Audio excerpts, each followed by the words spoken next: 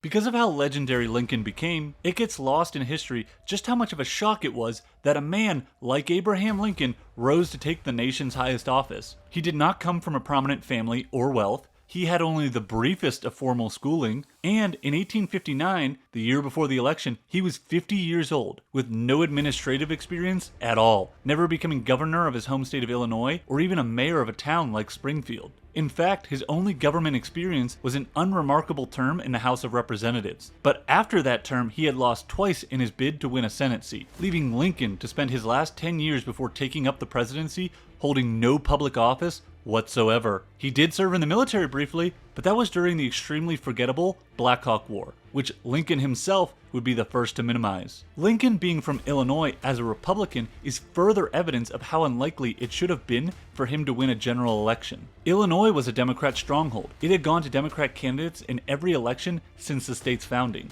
As well, the Republican Party was only 6 years old at this point, and non-existent in the southern states. Even if the Republican Party had been more of a national party before 1860, at this point in US history, a candidate born outside the original 13 colonies had never won a presidential election.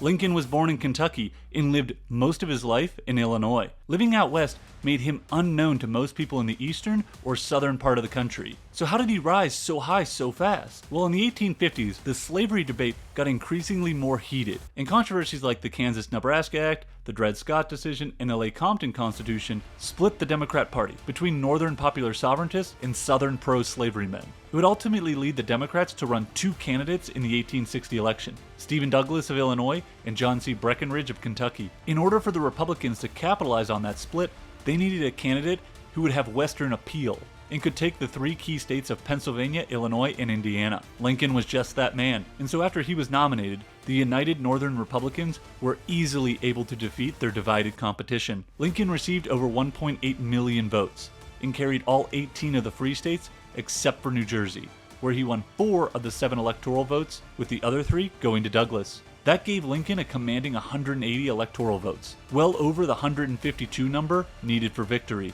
Douglas came in second for the popular vote with 1 million votes, but only carried one state in full, Missouri. Breckinridge came in third for the popular vote with roughly 900,000 votes, carrying 7 states, all in the South. Bell was in fourth with 600,000 votes, capturing Tennessee, Virginia, and Kentucky. That right there is how Lincoln came to the presidency. Up next, he would have to lead the nation through its greatest crisis.